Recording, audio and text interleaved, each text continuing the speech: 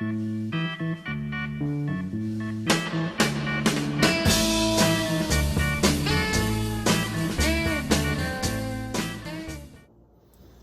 each week now I'm trying to come up with a hack. So I'm not sure how many of you do this when you're taking a lemon and you want to grate it down, get that fine thing for a recipe, and you go like this, like I always did. And then I read this hack and I said, that makes sense. And you could do this for cheese too. Don't do it like that where it goes all over the place. But if you go like this, there it is, all the lemon goes into that little area, and it's not all over the kitchen. And you just scrape that into your bowl. And you can do that with cheese, because when I do Parmesan, it goes all over the place. So interesting hack. And that's the hack for So Kitchen. And today we're going to be featuring the Superiority Burgers crispy fried tofu sandwich. Superiority Burgers is a place in New York City where they specialize in vegan food, and they're really known for their vegan food. And Barbara and I had a discussion, and she didn't want to go with it because it didn't come out that great.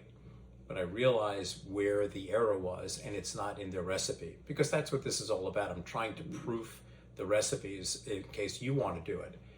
The error of the ways in this recipe is that they're taking the tofu, and right before frying, it's kept in a very cold place, and then I'm dropping it into a 350 degree oil. Well, you take 4 pieces of tofu that have been really cold, the temperature of that oil drops like a stone, and I tested it and it was like at 225, 230. Even though it's on its way back up, that's not the way to fry. You want it to have that quick sear. So either do it very slowly in dropping one at a time, which is time sensitive, and I still would do the following. Kick the temperature up. Don't fry it at the 350. Start at maybe 390 or 400. Just step back for the splash, but that temperature is still going to go down. And if you're following the instructions, you just maintain your heat properly, and you have a really good crispy fried tofu sandwich, which of course is really nice. Regardless if you're a vegan or vegetarian, it really is a good sandwich. But when you think about if you have people over that are vegetarian, even though they're calling it a burger, it's more like a chicken sandwich than a burger. So again, if you want to make something for those people, it's perfectly acceptable to either a vegan or somebody who isn't. The spices are really good. So enjoy. Superiority Burgers crispy fried tofu sandwich. First round ingredients.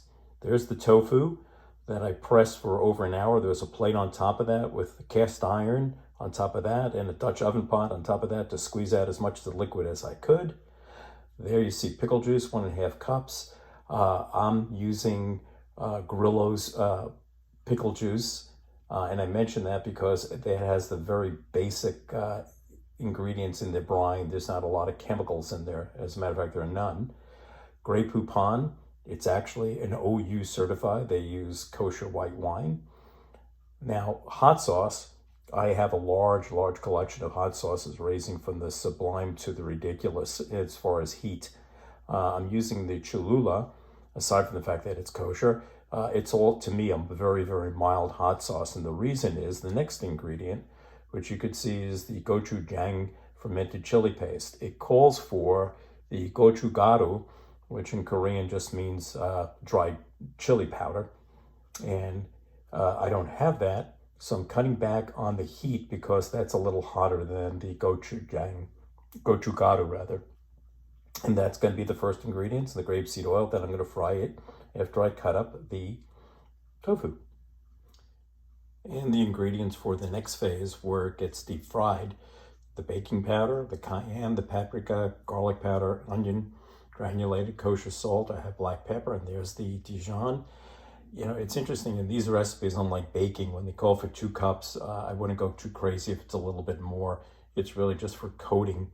If you're using chicken, it would be for the same thing. So whether it's tofu or chicken that you're using this for, I think the outcome will be the same no matter how much flour you use. I'm not talking about 4 cups, but if it's a little over 2 cups, don't worry about it. The same thing if you're a little under.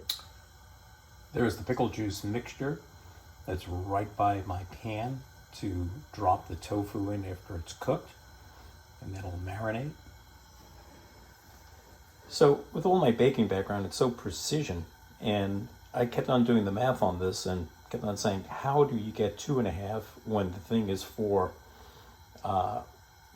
So what I did was say, okay, crosswise, but I didn't end up with 6, and I don't have to reformulate, but I think based on what I see here, it should end up looking like the sandwich. But we'll find out when it's all finished.